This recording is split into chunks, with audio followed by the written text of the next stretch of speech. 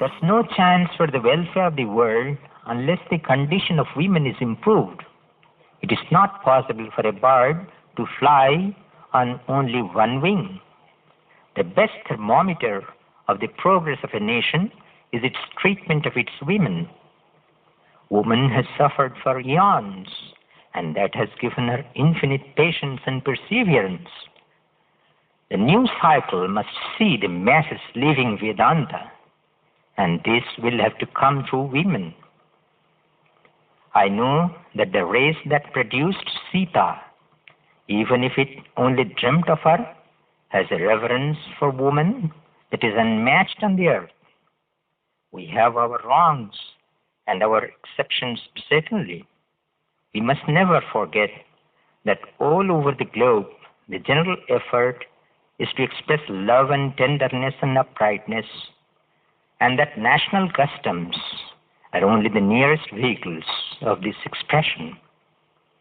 With regard to the domestic virtues, I have no hesitation in saying that our Indian methods have in many ways advantage over all others.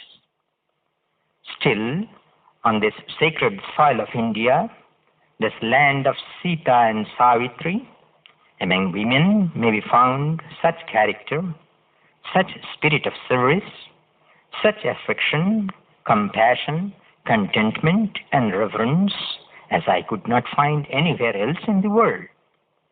In India alone, the sight of feminine modesty and reserve soothes the eye. The ideal of woman in India is motherhood, that marvelous, unselfish, all-suffering, ever-forgiving mother. Hence, in the Ramakrishna incarnation, the acceptance of a woman as the Guru, hence is practicing in the woman's garb and frame of mind, hence is preaching the motherhood of women as representations of the Divine Mother. The idea of perfect womanhood is perfect independence. The wife is the center of a circle, the fixity of which depends upon her chastity. In my opinion, a race must first cultivate a great respect for motherhood. Through the sanctification and inviolability of marriage, before it can attain to the ideal of perfect chastity. As you have come to see that the glory of life is chastity, so my eyes also have been opened to the necessity of this great sanctification for the vast majority, in order that a few lifelong chaste powers are produced. I should very much like our women to have your intellectuality, but not if it must be at the cost of purity. I admire you for all that you know, but I dislike the way that you cover what is bad with roses and call it good. Intellectuality is not the highest good. Morality and spirituality are the things for which we strive. Our women are not so learned, but they are more pure.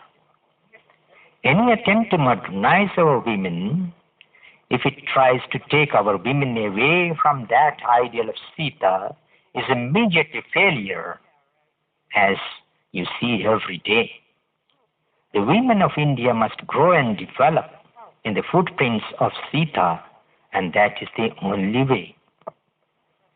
We should not allow the sudden influx of European criticism and our consequent sense of contrast to make us acquiesce too readily in the notion of the inequality of our women. Could anything be more complete than the equality of boys and girls in our old forest universities? Read our Sanskrit dramas. Read the story of Shakuntala and see if Tennyson's Princess has anything to teach us. In Malabar, women lead in everything. Exceptional cleanliness is apparent everywhere, and there is the greatest impetus to learning. When I myself was in that country, I met many women who spoke good Sanskrit. In the highest truth of the Parabrahman, there's no distinction of sex. We only notice this in the relative plane. And the more the mind becomes introspective, the more that idea of difference vanishes. Ultimately, when the mind is wholly merged in the homogeneous and undifferentiated Brahman, then such ideas as this is a man or that a woman do not remain at all. We have actually seen this in the life of Sri Ramakrishna. Therefore, do I say that though outwardly there may be difference between men and women, in their real nature there's none. Therefore, if a man can be a knower of Brahman, why cannot a woman attain to the same knowledge? In what scriptures do you find statements that women are not competent for knowledge and devotion? In the period of degradation, when the priests made the other castes incompetent to the study of the Vedas, they deprived the women also of all their rights. You will find that in the Vedic or Upanishadic age, Maitreyi, Gargi, and other ladies of revered memory have taken the places of rishis through their skill in discussing about Brahman. In an assembly of 1,000 Brahmanas, who are all erudite in the Vedas, Gargi boldly challenged Yajnavalkya in a discussion about Brahman. When such ideal women were entitled to spiritual knowledge, then why shall not the women we have the same privilege now? You always criticize the women, but say, what have you done for their uplift?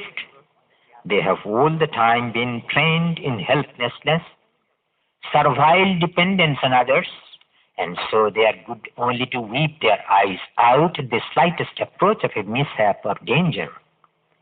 All nations have attained greatness by paying proper respect to the women. That country and that nation which do not respect the women have never become great, nor will ever be in future. The principal reason why your race has so much degenerated is that you had no respect for these living images of Shakti. There's no hope of rise for that familiar country where there is no estimation of women, where they live in sadness. Can you better the condition of your women? Then there will be hope for your well-being.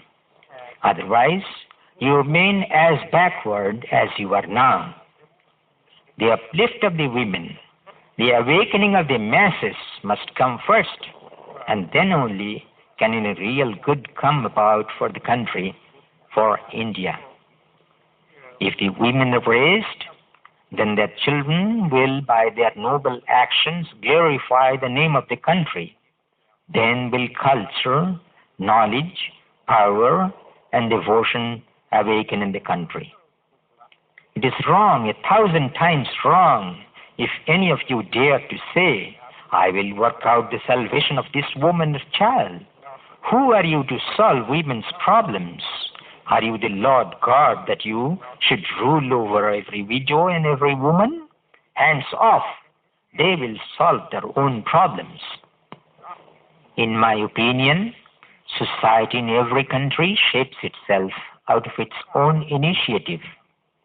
Our part of the duty lies in imparting true education to all men and women in society.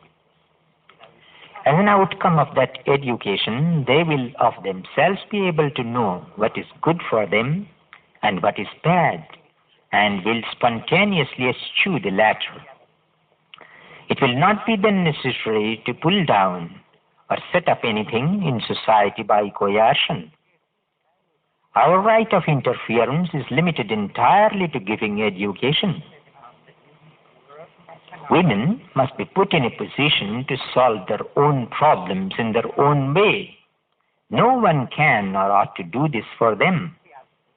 And our Indian women are as capable of doing it as any in the world. With such materials of great promise, you could not, alas, work out their uplift. You did not try to infuse the light of knowledge into them, for if they get the right sort of education, they may well turn out to be the ideal women in the world. Of course, they have many and grave problems, but none that are not to be solved by the magic word education. To make a beginning in women's education, intensify that ideal within them above everything else, so that they may develop a strong character by the force of which, in every stage of their lives, whether married or single, if they prefer to remain so, they will not be in the least afraid even to give up their lives rather than flinch an inch from their chastity. Is it little heroism to be able to sacrifice one's life for the sake of one's ideal, whatever that ideal may be? History and the Puranas, religion, arts, science, housekeeping, cooking, sewing, hygiene, the simple essential points in these subjects ought to be taught to our women. Their education must be an eye-opener in all matters. Ideal characters must always be presented before the view of the girls to imbue them with a devotion to lofty principles of selflessness. The noble examples of Sita, Savitri, Damayanti, Leelavati, Khana and Mira should be brought home to their minds, and they should be inspired to mold their own lives in the light of these. Along with other things, they should acquire the spirit of valor and heroism. In the present day, it has become necessary for them also to learn self-defense. See how grand was the Queen of Jhansi. With such an education, women will solve their own problems. We must see to their growing up as ideal matrons of home in time. The children of such mothers will make further progress in the virtues that distinguish the mothers. It is only in the homes of educated and pious mothers that great men are born. Studying the present needs of the age, it seems imperative to train some of them up in the ideals of renunciation, so that they will take up the vow of lifelong virginity, fired with the strength of that virtue of chastity which is innate in their lifeblood from hoary antiquity. Along with that, they should be taught sciences and other things which would be of benefit, not only to them, but to others as well. And knowing this, they would easily learn these things and feel pleasure in doing so. By their example and through their endeavors to hold the national ideal before the eyes of the people, a revolution in thoughts and aspirations will take place. You have also not yet understood the wonderful significance of Mother Sarda Devi's life, none of you. Without Shakti, there's no regeneration for the world. Why is it that our country is the weakest and the most backward of all countries? Because Shakti is held in dishonor there. Mother has been born to revive that wonderful Shakti in India, and making her the nucleus, once more will Gargis and Maitreys be born in the world.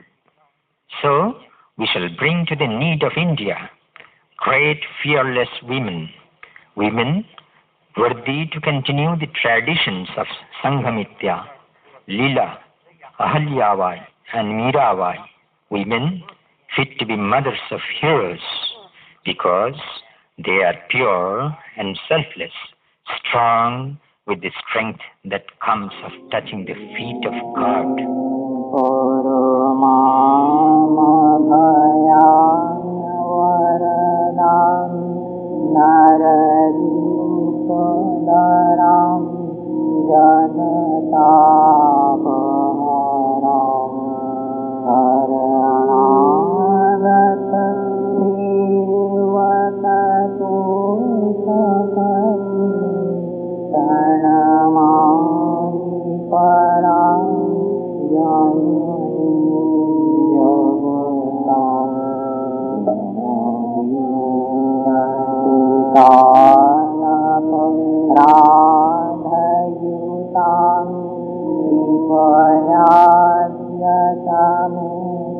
Radha